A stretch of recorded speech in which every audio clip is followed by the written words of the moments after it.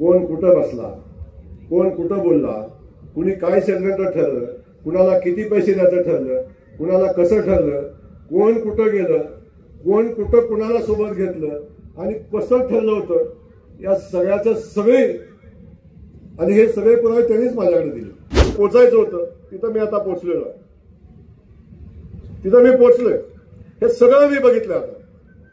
त्यामुळं आता फक्त माझ्या पुढे एकच उद्दिष्ट आहे, परमेश्वरानं नवीन जीवन दिलंय. थोडा मोठा ऍक्सिडेंट झाला, त्यातून पुन्हा उभा राहिलो.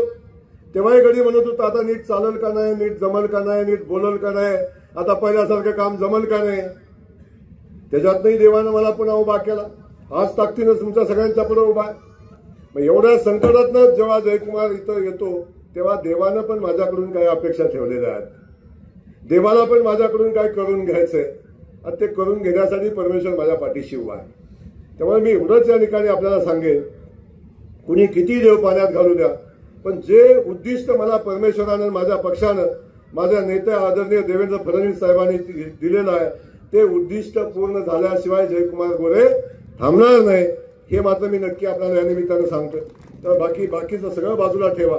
आपण सगळे मिळून या तालुक्याच्या विकासासाठी, या माझ्या मान खटावच्या मातीसाठी आणि या राज्यासाठी आपण सगळे मिळून विकासाचा संकल्प घेऊन पुढे चाललोय.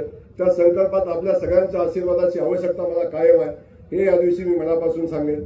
पत्रकार बंधू बसले होते, बोलताना त्यांना वाटलं मी पुन्हा बोलतोय का काय, कुणाच सांगतोय का काय. काळजी करू नका, आता मी ठरवलंय बोलायचं नाही, आता कार्यक्रम करायचा ठरवलेला आहे. त्यामुळं जे काय घडणार आहे ते घडणार आहे. तेव्हा अनेक लोक सांगतात की मी नाही बाबा त्यात, मी नव्हतो बाबा त्यात, सांगतात सगळेजण. माझा काही संबंध नाही बरं का. परवा तर एक गडी पाठ घरातनं कुणाकुणाला पाठवून दिलं आणि साहेबांच्या पाया पडले. माझा काही संबंध नाही बघा त्यात, आम्ही काहीच केलं नाही. पण कुणी काय काय केलंय याचा सगळा हिशोब माझ्याकडे आहे. आणि सुदैवानं बघा कशी वेळ असते, नियतीनं 10 षडयंत्र माझ्या विरोधातली केली, प्रत्येक वेळी मी सहन केलं.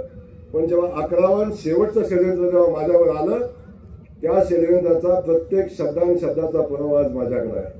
कोण कुठं बसला, कोण कुठं बोलला, कुणी काय षडयंत्र ठरलं, कुणाला किती पैसे द्यायचं ठरलं, कुणाला कसं ठरलं, कोण कुठं गेलं, कोण कुठं कुणाला सोबत घेतलं आणि कसं ठरलं होतं, या सगळ्याचं सगळे आणि हे सगळे पुरावे त्यांनीच माझ्याकडे दिले.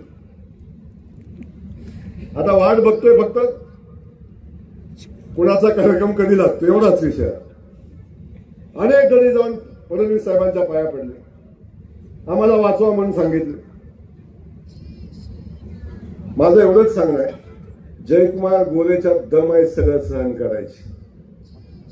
सगळं भोगलंय, सगळं सहन केलंय. जयकुमार गोरेनं सहन केलं ना, त्यातला 1% सहन करून दाखवा, 1% सहन करून दाखवा, 1%. आयुष्यभर संघर्ष केलाय आणि आयुष्यभर संघर्ष केला, सत्तेच्या विरोधात केला. तिकडे सत्ता असताना माझ्याकडे काही नसताना मी संघर्ष केलाय आणि हा संघर्ष करून सुद्धा हा जयकुमार गोरे उभा आहे.